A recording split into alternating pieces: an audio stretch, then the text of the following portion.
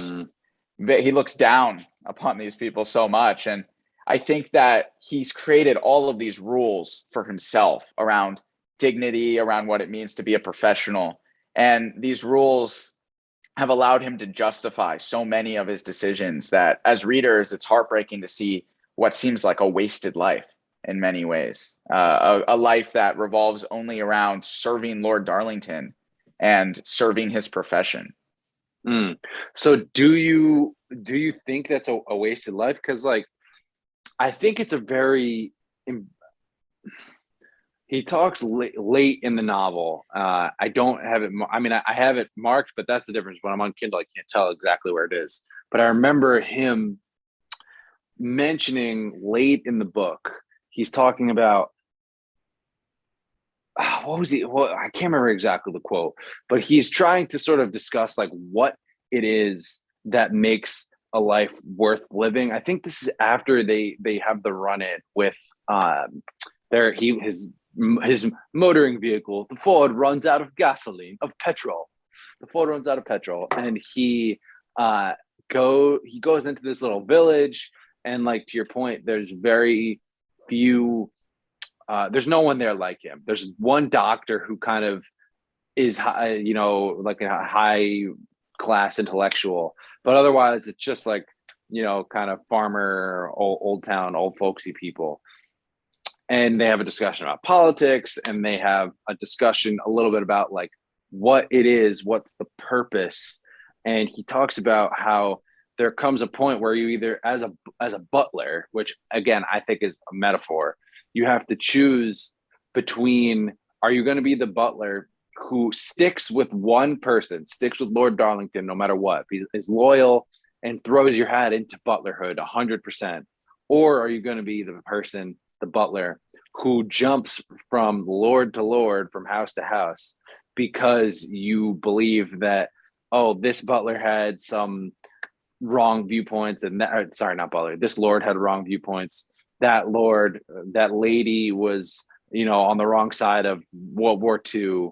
And I thought it was a little bit compelling when he says like there comes a point in a man's life where you just have to choose and stick with it, because if you don't, just jumping around is no way to actually be satisfied or happy. And yet I think he has that conversation in that town you were talking about where they discuss how these townspeople who he thinks of as commoners have their opinions and are involved politically, whereas he feels very differently, that his purpose as an underling here is just to serve exactly what his lord wants. And I think his viewpoint comes across, at least perhaps Ishiguro is making a broader point here about some of the sadness and brokenness of that kind of class system, where he is robbed of his agency and his ability to make decisions for himself. He's a vessel for somebody else. And I understand what you're saying, that I think he finds it easier in some sense not to have to do that work. But I do think it's limiting. And I think that comes through in his character, where he's clearly intelligent. I don't think we can question his intelligence, but he's restricted.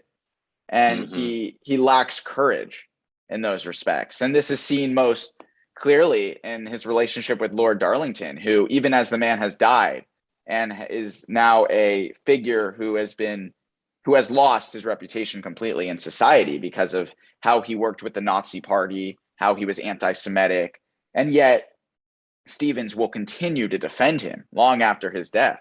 And as readers, we can see that even if Stevens says that Lord Darlington was actually a very good man and he has all these justifications, it's clear that he was a deeply flawed individual working with and for the wrong people. And that should have consequences. But for Stevens, it doesn't.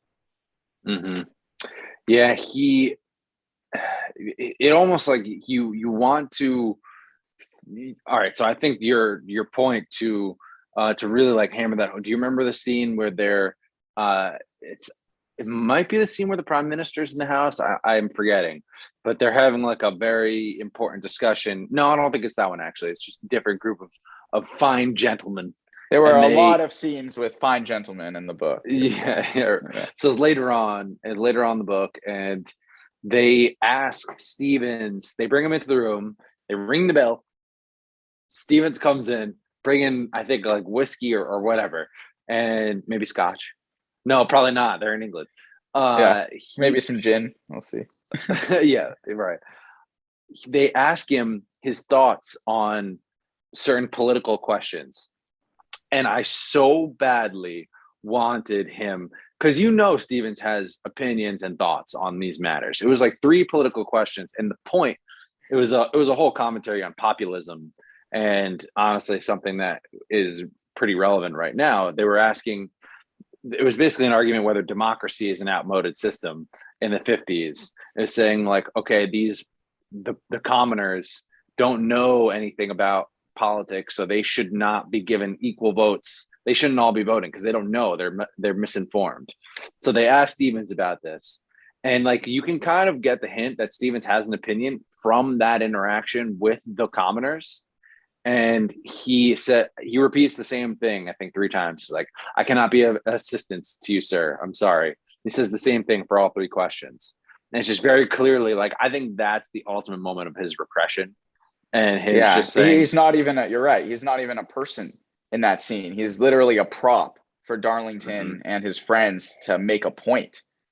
He's used completely as an object, and he justifies it to himself and isn't even embarrassed by it. In fact, Darlington the next day comes up to him and he's embarrassed and says, I had to do this. You have to understand. It was a very important conversation. The country and the fate of our country was in the balance. And Stevens is very much dismissive, said, oh, it was no big deal, essentially. But as readers, it's humiliating to be treated like that. Can you imagine being a wealthy lord calling your help and just to prove a point of how stupid they are and how they should never be allowed to be informed on any of these topics? But Stevens seems more than happy to embody that role. Yeah.